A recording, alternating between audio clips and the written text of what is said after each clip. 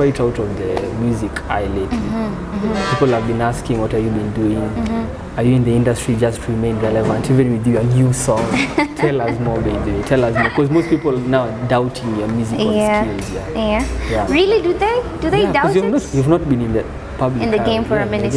Yes, I have not released music in a while, I will admit, but the reason why I have not released a song of my own in a minute is because first, because of my contract ending, and after my contract ending, I felt like I needed to do something more independent. So being an independent artist is not easy, especially if you're from a place where you were a signed artist under a recording studio which is as big as Ogopa DJs. So trying to get a footing into the industry, trying to understand what exactly the music industry is about.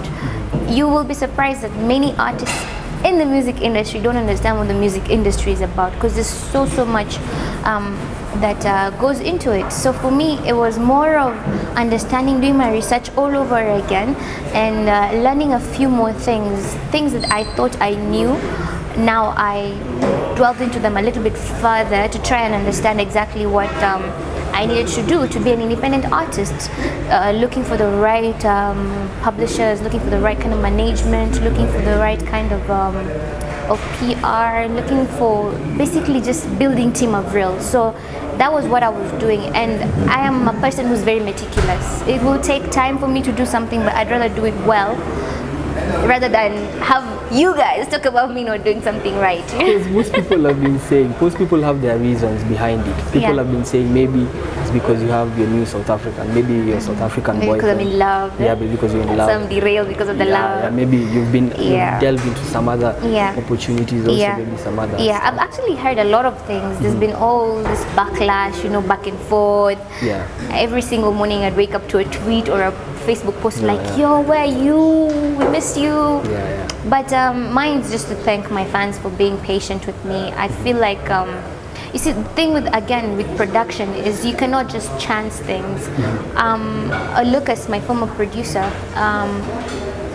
basically kind of like grew me, he groomed me to be Avril, the Avril that Ogopa wanted and needed. Who is this you're talking about? Lucas. My former producer. So from when I was in uni, he learned my voice, he knew what to work with and all.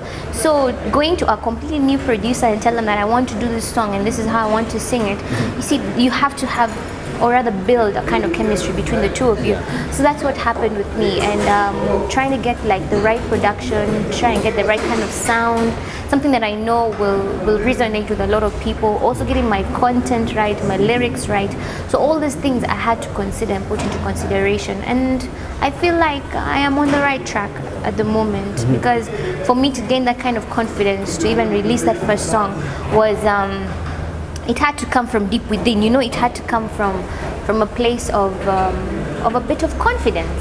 So I've been building all that, and so far so good. And I've heard the song Nikimuona. It has been playing in all radios actually. And Nikimuona, tell us the whole inspiration behind it. The inspiration behind the song. Sorry, my eye tears. I have a teary eye, so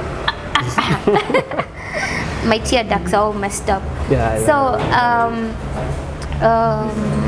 Nikimuona, the inspiration behind Nikimuona, I felt like, if you listen to most of my songs, they are society tidbits, things happening with people, but then lyric derived out of such situations. So for me, Nikimuona was a lyric I derived from a situation where we have girls and we have boys. It's always known that the boys are the ones supposed to go after the girls, but society has kind of changed. Let's say 15% changed in that you have some girls who are actually going after the guys. But so it was kind of a thing that I needed to talk about and go like, so would you see a guy, know that he can get it and just go after it? And at the back of your mind, you're being taught by your mother to always be a lady, to always, stand your ground, to wait for the guy to come, even if you know that, what, this guy just made a move, it's a rap. So for me, that was the point in which I took the song. I was like, I need to talk about this dilemma of a girl knowing a guy for a week or two, people talking about her being with this guy for a week or two, but being hopelessly in love. But then again, always remembering that she's a woman, she's a lady, and she should, keep herself. So for me, that was the inspiration behind the song. And does it portray your scenario? Not really. Not really. So you didn't go after the guy? No, I did not. Subject to a lot of, I'm a traditional kind of girl. I am the old school kind of girl who, if you don't make a move, it's a wrap. And if you make a move and then another girl comes and sidelines the whole thing, I am not going to run after you. So for me, that was a situation that There's no particular situation you've been in that before? Not really, actually. Going after a guy, maybe seeing a guy that you really like. Making hints, yes. Hinting and going like, there are those times when you meet someone and you actually genuinely like them and you love the conversation that you're having with them, and later on in the evening you're like, hi, it was lovely to meet you, a simple text, have a lovely night. Such, yes, I have done such, but the whole like going, because guys are intimidated by such, and if you do that and if you're too forceful, then you risk a chance of not actually getting the guy. Yeah. So for me, it's always about being the lady. And the fact that you're beautiful, baby, how has it fared for you, baby, with those hints? Has the guy actually responded? Do guys actually respond? Yeah, you will have guys responding, but then again, sometimes they respond with an ulterior motive. They know what they're after. So for me, it's always about being very careful about one, my reputation. Even if I wasn't in the music industry, there's always that chick. Boys talk, just like the way girls talk, boys talk. So I am one of those women who is very, I am very careful. I like to be a little bit extra careful when it comes to some things, because at the end of the day, a name can be built over the years and only take a second for it to just be tarnished. So for me, I really try very much to uphold myself, because at the end of the day, my brand name is what feeds me, So I am extra careful about it. And moving on now to the song. Yeah. Are we expecting anything? Are we expecting a mixtape? Are we expecting an album? Are we expecting an EP from you? Is that now actually, Avril now back into the game? It's Avril back into the game 150%.